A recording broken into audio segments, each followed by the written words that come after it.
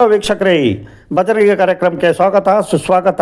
ಸ್ನೇಹಿತರೆ, ನೆಲದ ಮೇಲೆ ಪುಟ್ಟದಾಗಿ ಬೆಳೆಯುವ ನೆಲನೆಲ್ಲಿಯ ಆರೋಗ್ಯ ಗುಣ ಮಾತ್ರ ಬೆಟ್ಟದಷ್ಟು. ನೆಲದ ಮೇಲೆ ಹರಡಿಕೊಳ್ಳುವ ಪುಟ್ಟ ಗಿಡ ನೆಲನೆಲ್ಲಿ ಆರೋಗ್ಯವನ್ನು ವೃದ್ಧಿಸಲು ಉತ್ತಮ ಮೂಲಿಕೆಯಾಗಿದೆ. ಮೂರ್ತಿ ಚಿಕ್ಕದಾದರೂ ಕಿರಿದು ದೊಡ್ಡದು ಎನ್ನುವ ಮಾತಿದೆ. ಇದು ಗಿಡಮೂಲಿಕೆಗಳ ವಿಚಾರಕ್ಕೆ ಬಂದಾಗ ಸರಿಯಾಗಿ ಹೊಂದಾಣಿಕೆಯಾಗುತ್ತದೆ. ಯಾಕೆಂದರೆ ಅಂಗೈಯಗಲದಷ್ಟು ಇರುವ ಸಸ್ಯಗಳು ಊಹಿಸಲಾರದಷ್ಟು ಪ್ರಯೋಜನಗಳನ್ನು ನೀಡುತ್ತವೆ. ದಿನನಿತ್ಯ ನಮ್ಮ ಕಣ್ಣೆದುರು ಕಳೆಗಿಡದಂತೆ ಕಾಣುವ ಅದೆಷ್ಟೋ ಗಿಡಗಳು ಅನೇಕ ಆರೋಗ್ಯ ವೃದ್ಧಿಸುವ ಗುಣಗಳನ್ನು ಹೊಂದಿವೆ. ಅವುಗಳಲ್ಲಿ ಒಂದು ನೆಲನೆಲ್ಲಿ ಗಿಡ. ಇದರ ಬಗ್ಗೆ ಸಂಪೂರ್ಣ ಮಾಹಿತಿ ನೋಡೋಣ ಬನ್ನಿ. ಅದಕ್ಕೂ ಮುಂಚೆ ನೀವಿನ್ನು ಚಾನಲ್ಗೆ ಸಬ್ಸ್ಕ್ರೈಬ್ ಆಗಿಲ್ಲ ಅಂದರೆ ಈಗಲೇ ಸಬ್ಸ್ಕ್ರೈಬ್ ಆಗಿ, ಹಾಗೆ ವಿಡಿಯೋಗೆ ಲೈಕ್ ಮಾಡಿ, ವಿಡಿಯೋನ ಸ್ಕಿಪ್ ಮಾಡದೆ ಕೊನೆ ತನಕ ನೋಡಿ. ಹಾಗೆ ನಿಮ್ಮ ಜಿಲ್ಲೆ ಯಾವುದು ಅಂತ ಕಮೆಂಟ್ ಮಾಡಿ. ಮಣ್ಣಿನಲ್ಲಿ ಪುಟ್ಟದಾಗಿ ಬೆಳೆಯುವ ಈ ಗಿಡದ ಎಲೆಗಳು ಚಿಕ್ಕದಾಗಿರುತ್ತದೆ. ಮಲೆನಾಡಿನ ನೆಲದಲ್ಲಿ ಹೆಚ್ಚಾಗಿ ಕಂಡುಬರುವ ಈ ಸಸ್ಯ ನೆಲದ ಮೇಲೆ ಹರಡಿಕೊಂಡಿರುತ್ತದೆ. ಇದು ಅನೇಕ ರೈತರ ಆರ್ಥಿಕ ಆದಾಯದ ಬೆಳೆ ಕೂಡ ಹೌದು. 10 ಸೆಂಟಿಮೀಟರ್ನಿಂದ 50ರಿಂದ 60 ಸೆಂಟಿಮೀಟರ್ನವರೆಗೂ ಈ ಗಿಡ ಬೆಳೆಯುತ್ತದೆ. ರೋಗ ನಿರೋಧಕ ಶಕ್ತಿಯಿಂದ ವೃದ್ಧಿಯಿಂದ ಹಿಡಿದು ಶೀತ ನೆಗಡಿಯಂತಹ ಸಣ್ಣ ಪುಟ್ಟ ಕಾಯಿಲೆಗಳಿಗೂ ಇದು ಉತ್ತಮ ಮನೆಮದ್ದಾಗಿದೆ. ಈ ನೆಲನೆಲ್ಲಿಯನ್ನು ತಂಬುಳಿಕೆ ಕಷಾಯ ಚಟ್ನಿಯನ್ನು ಮಾಡಿ ಸೇವಿಸಬಹುದು. ಜ್ವರಕ್ಕೆ ಉತ್ತಮ ಮನೆಮದ್ದು. ಆಗಾಗ ಬೀಳುವ ಮಳೆ ಬಿಸಿಲಿನಿಂದ ಆರೋಗ್ಯದಲ್ಲಿ ಏರುಪೇರಾಗಿ ಜ್ವರ ಶೀತ ಕಾಡುತ್ತದೆ. ಇದಕ್ಕೆ ನೆಲನೆಲ್ಲಿ ಉತ್ತಮ ಮನೆಮದ್ದಾಗಿದೆ. ನೆಲನೆಲ್ಲಿ ಕಷಾಯವನ್ನು ಮಾಡಿ ಸೇವಿಸಿದರೆ ಜ್ವರ ಬೇಗನೆ ಗುಣಮುಖವಾಗುತ್ತದೆ. ಅಲ್ಲದೆ ದೇಹದ ತಾಪಮಾನವನ್ನು ನಿಯಂತ್ರಿಸಲು ನೆರವಾಗುತ್ತದೆ. ಅಲ್ಲದೆ ದೇಹದಲ್ಲಿ ಕೆಲವೊಮ್ಮೆ ಉರಿಯ ಅನುಭವವಾಗುತ್ತದೆ. ಇದು ಕೂಡ ನೆಲನೆಲ್ಲಿಯ ಬಳಕೆಯಿಂದ ಕಡಿಮೆಯಾಗುತ್ತದೆ. ನೆಲನೆಲ್ಲಿಗೆ ಗಿಡವನ್ನು ತಂದು ನೀರಿನಲ್ಲಿ ಚೆನ್ನಾಗಿ ತೊಳೆದು 4 ಲೋಟ ನೀರಿನಲ್ಲಿ ಹಾಕಿ ಚೆನ್ನಾಗಿ ಕುದಿಸಿ, ನಂತರ ಅದು ಅರ್ಧ ಭಾಗಕ್ಕೆ ಇಳಿಯುವಷ್ಟು ಕುದಿಸಿ ಸೋಸಿಕೊಂಡು ಸ್ವಲ್ಪ ಬೆಲ್ಲ ಹಾಕಿಕೊಂಡು ಕುಡಿಯಿರಿ. ಜ್ವರದ ತೀವ್ರತೆ ಜಾಸ್ತಿ ಇದ್ದಾಗ ದಿನಕ್ಕೆ 2ರಿಂದ 3 ಬಾರಿ ಸೇವಿಸಿ. ಜ್ವರ ಗುಣಮುಖವಾಗಿ ದೇಹಕ್ಕೆ ಶಕ್ತಿಯು ಬರುತ್ತದೆ. ಲಿವರ್ ಆರೋಗ್ಯಕ್ಕೆ ಹೇಳಿ ಮಾಡಿಸಿದ ಔಷಧ. ನೆಲನೆಲ್ಲಿ ನೋಡಲು ಪುಟ್ಟದಾಗಿದ್ದರೂ ಆರೋಗ್ಯ ತುಂಬ ದೊಡ್ಡದು. ಹೀಗಾಗಿ ನಿಮ್ಮ ಲಿವರ್ ಆರೋಗ್ಯಕ್ಕೆ ನೆಲನೆಲ್ಲಿ ಹೇಳಿ ಮಾಡಿಸಿದ ಔಷಧ. ಮದ್ಯಪಾನ ಮಾಡಿ ಲಿವರ್ ಹಾನಿಗೊಳಗಾದವರಿಗೆ ಇದು ಉತ್ತಮವಾಗಿದೆ. 2ರಿಂದ 3 ನೆಲನೆಲ್ಲಿ ಗಿಡವನ್ನು ತಂದು ಕುದಿಯುವ ನೀರಿನಲ್ಲಿ ಹಾಕಿ ಕುದಿಸಿ ಅದನ್ನು ಸೋಸಿಕೊಂಡು ಪ್ರತಿದಿನ ಬೆಳಿಗ್ಗೆ ಸೇವಿಸಿ. ಹಸಿಯಾದ ಗಿಡ ಸಿಗಲಿಲ್ಲವೆಂದು ಚಿಂತೆ ಬೇಡ. ಅಂಗಡಿಗಳಲ್ಲಿ ಒಣಗಿಸಿದ ನೆಲನೆಲ್ಲಿ ಗಿಡ ಸಿಗುತ್ತದೆ. ಅದನ್ನು ನೀರಿಗೆ ಹಾಕಿ ಚೆನ್ನಾಗಿ ಕುದಿಸಿ ಸೇವಿಸಿ. ಇದು ಆರೋಗ್ಯಕ್ಕೆ ಒಳ್ಳೆಯದು. ಆದಷ್ಟು ಫ್ರೆಶ್ ನೆಲ್ಲಿ ಗಿಡ ಬಳಕೆ ಉತ್ತಮ. ರೋಗ ನಿರೋಧಕ ಶಕ್ತಿ ಹೆಚ್ಚು ಮಾಡುತ್ತದೆ.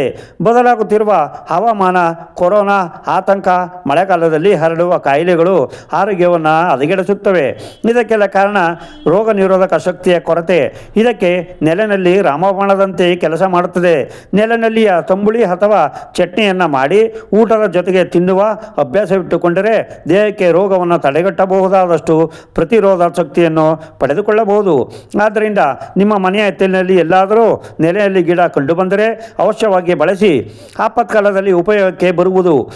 ಪಕ್ಕ ಮೂತ್ರದ ಸಮಸ್ಯೆಗಳಿದ್ದರೆ, ನೆಲದಲ್ಲಿ ಮೂತ್ರದ ಸಮಸ್ಯೆಗಳಿದ್ದರೆ ಬೆರಳೆಣಿಕೆಯಷ್ಟು ದಿನಗಳಲ್ಲಿ ಅದನ್ನು ಪರಿಹಾರ ಮಾಡುತ್ತದೆ.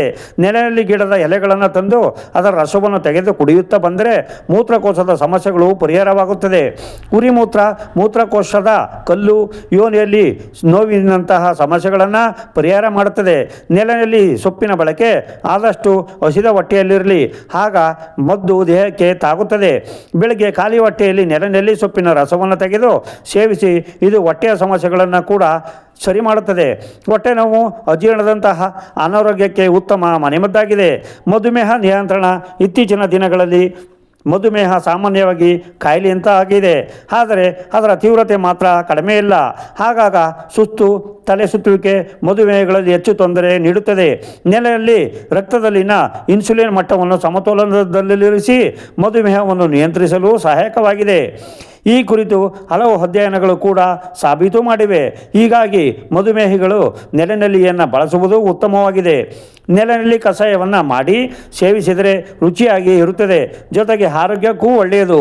ನೆಲನೆಲ್ಲಿಯ ಗಿಡವನ್ನು ತಂದು ಚೆನ್ನಾಗಿ ತೊಳೆದು ನೀರಿಗೆ ಹಾಕಿ ಕುದಿಸಿಕೊಳ್ಳಿ. ನಂತರ ಅದನ್ನು ಸೋಸಿಕೊಂಡು ಖಾಲಿ ಹೊಟ್ಟೆಯಲ್ಲಿ ಸೇವಿಸಿ.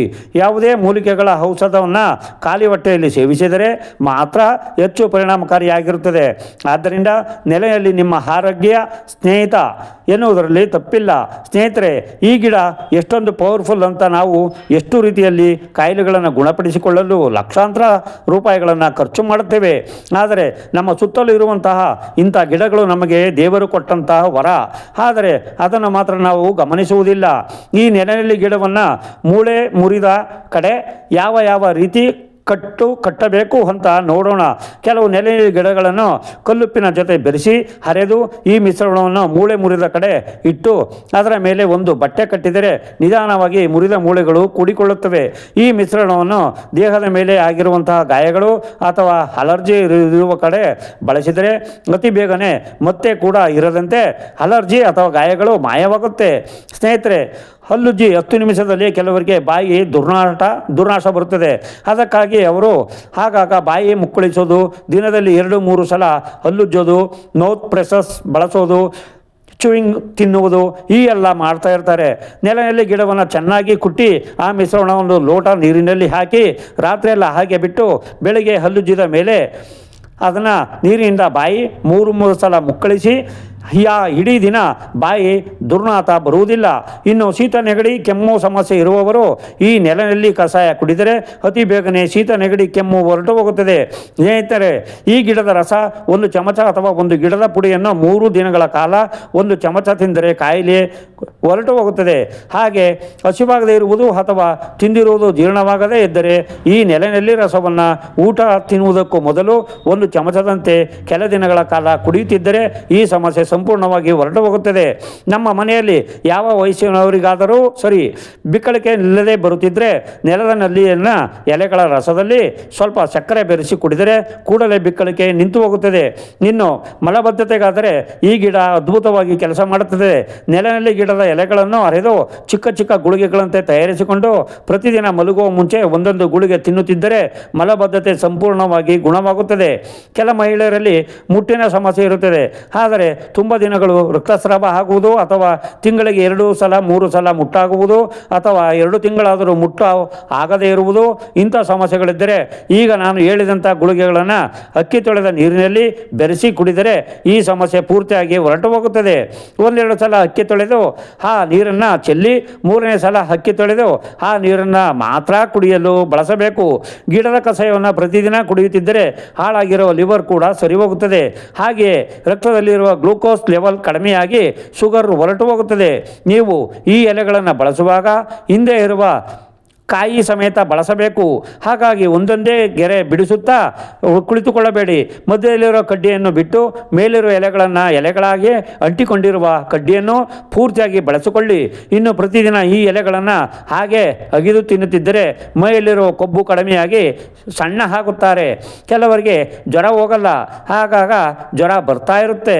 ಅಂಥ ಪರಿಸ್ಥಿತಿಯಲ್ಲಿ ಈ ಎಲೆಗಳನ್ನು ಹರಿದು ಚಿಕ್ಕ ಚಿಕ್ಕ ಗುಳಿಗೆಗಳಂತೆ ತಯಾರಿಸಿಕೊಂಡು ಬೆಳಗ್ಗೆ 1 ಹಾಗೂ ರಾತ್ರಿ 1 ತಿನ್ನುತ್ತಿದ್ದರೆ ಎಂತಹ ಕಠಿಣ ಜ್ವರವಾದರೂ 1-2 ದಿನಗಳಲ್ಲಿ ಹೊರಟು ಹೋಗುತ್ತೆ.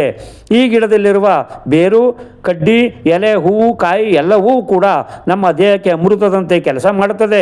ಹಾಗಾಗಿ ಸ್ನೇಹಿತರೆ, ಈ ಗಿಡ ಎಲ್ಲೇ ಕಾಣಿಸಿದರೂ ಬಿಡದೆ ಕಿತ್ತು ತಂದುಕೊಳ್ಳಿ.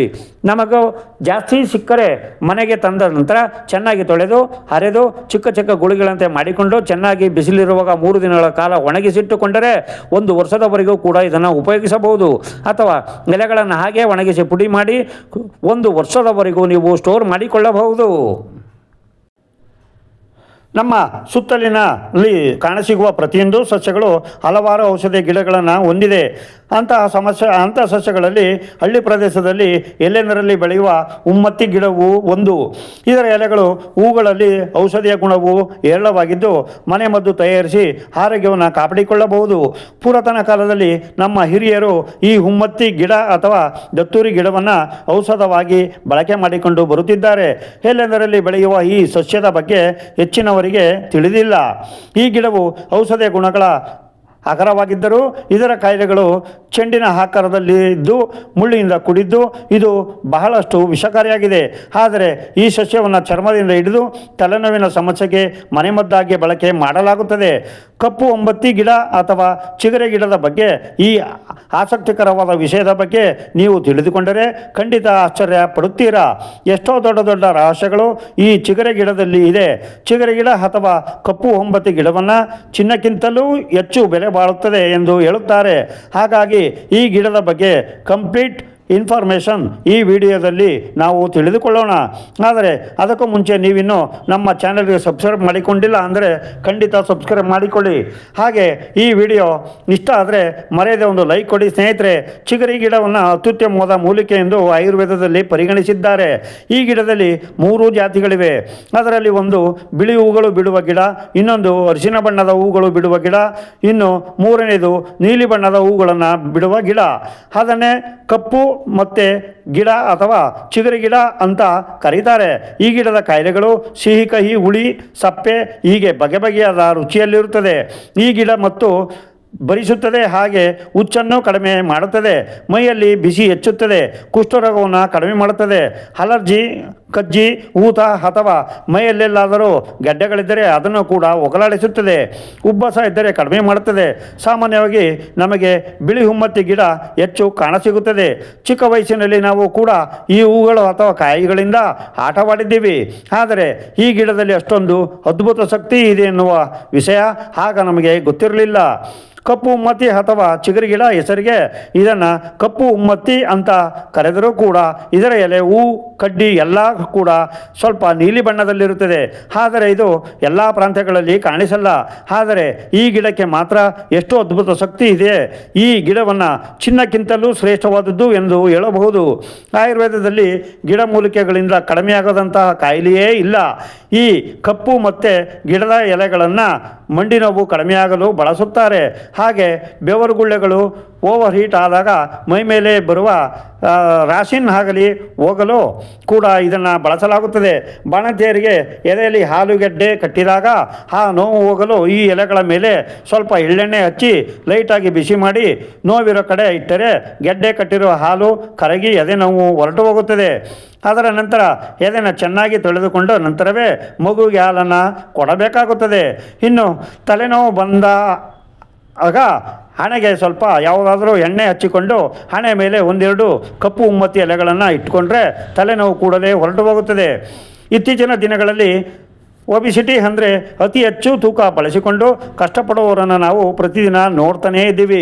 ಅಂಥವರು ದೇಹದಲ್ಲಿ ಯಾವ ಜಾಗದಲ್ಲಿ ಕೊಬ್ಬು ಹೆಚ್ಚಾಗಿ ಬೆಳೆದಿದೆಯೋ ಅಲ್ಲಿ ಈ ಎಲೆಗಳನ್ನು ಇಟ್ಟುಕೊಂಡು ಮೇಲೊಂದು ಬಟ್ಟೆಯನ್ನು ಕಟ್ಟಿಕೊಂಡರೆ ಅಲ್ಲಿರೋ ಕೊಬ್ಬನ್ನೆಲ್ಲ ಕೂಡ ಈ ಎಲೆಗಳು ನಿಧಾನವಾಗಿ ಎಳೆದುಕೊಳ್ಳುತ್ತದೆ. ಇನ್ನು ವ್ಯಾಪಾರ ಮಾಡುವ ಜಾಗದಲ್ಲಿ ಈ ಗಿಡನ ಬೆಳೆಸಿದರೆ ಧನಾಕರ್ಷಣೆ ನಡೆಯುತ್ತದೆ. ಈ ಗಿಡಕ್ಕೆ ಹಣ ಆಕರ್ಷಣೆ ಮಾಡುವ ಅದ್ಭುತವಾದ ಶಕ್ತಿ ಇದೆ. ಅಷ್ಟೇ ಅಲ್ಲದೆ ಮನೆಯಲ್ಲಿ ಹಣ ಅಥವಾ ಆಭರಣ ಇರೋ ಕಡೆ ಪೂಜೆ ಮಾಡಿರುವಂತಹ ಕಪ್ಪು ಉಮ್ಮತ್ತಿ ಎಲೆ ಅಥವಾ ಹೂವು ಅಥವಾ ಕಾಯಿ ಯಾವುದನ್ನಾದರೂ ಇಟ್ಟುಕೊಂಡರೆ ಮನೆಯಲ್ಲೂ ಕೂಡ ಅನಗತ್ಯ ಖರ್ಚುಗಳು ಇಲ್ಲದೆ ಸಂಪತ್ತು ಬೆಳೀತಾ ಹೋಗುತ್ತೆ. ನಮಗಿರೋ ಆರ್ಥಿಕ ಸಮಸ್ಯೆಗಳೆಲ್ಲವೂ ಕೂಡ ಬಗೆಹರಿಯುತ್ತದೆ. ನಮ್ಮ ಮನೆಯಲ್ಲಿ ಹೆಚ್ಚು ಗಲಾಟೆಗಳು ನಡೀತಾ ಇದ್ದರೆ ಅಥವಾ ಪ್ರಶಾಂತತೆ ಇಲ್ಲದಿದ್ದರೆ ಅದಕ್ಕೂ ಕೂಡ ಉತ್ತಮ ಪರಿಹಾರ ಈ ಕಪ್ಪು ಉಮ್ಮತ್ತಿ ಗಿಡ ಕೊಡುತ್ತದೆ. ಈ ಗಿಡದ ಬೇರನ್ನು ತಾಯಿತದಲ್ಲಿ ಕಟ್ಟಿಕೊಂಡು ಕೈಗೆ ಅಥವಾ ಕತ್ತಿಗೆ ಅಥವಾ ಸೊಂಟಕ್ಕೆ ಕಟ್ಟಿಕೊಂಡರೆ ಯಾವ ಕಾರಣದಿಂದಲೂ ಯಾವ ದೃಷ್ಟಿ ಕೂಡ ಅವರಿಗೆ ತಾಕುವುದಿಲ್ಲ. ಸ್ನೇಹಿತರೆ, ಈ ಕತೆ ಲಾಂಗ್ ಆದ್ದರಿಂದ ಈ ಕಥೆನ ಅಷ್ಟಕ್ಕೆ ನಿಲ್ಲಿಸ್ತಾ ಇದ್ದೀವಿ. ಮತ್ತು 2ನೇ ಭಾಗನ ಶುರು ಮಾಡ್ತೀವಿ. ಸ್ನೇಹಿತರೆ, ತಾವು ಈ ವಿಡಿಯೋನ ಎಷ್ಟು ಮಟ್ಟಿಗೆ ನೋಡ್ತೀರಾ, ಎಷ್ಟು ಮಟ್ಟಿಗೆ ನನಗೆ ಲೈಕು ಕಾಮೆಂಟು ಕೊಡ್ತೀರಾ, ಮತ್ತು ನನಗೆ ಯಾವ ಥರ ಸಪೋರ್ಟ್ ಮಾಡ್ತೀರಾ ಅನ್ನೋದು ನನಗೆ ಗೊತ್ತಾಗಬೇಕು. ಆದ್ದರಿಂದ ಈ ವಿಡಿಯೋನ ತಾವು ತಪ್ಪದೆ ನೋಡಿ.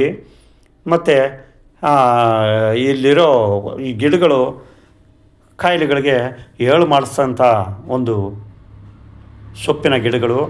ಇದನ್ನು ತಾವು ಎಲ್ಲಾದರೂ ಸಿಕ್ಕಿದ್ರೆ ಇದನ್ನು ನೀವು ಉತ್ತಮ ರೀತಿಯಲ್ಲಿ ಇದನ್ನು ಬಳಸಿ ತಮ್ಮ ಆರೋಗ್ಯನ ಕಾಪಾಡಿ ಅಂತ ಹೇಳಿ ಈ ವಿಡಿಯೋನ ಮುಗಿಸ್ತಾ ಇದ್ದೀನಿ.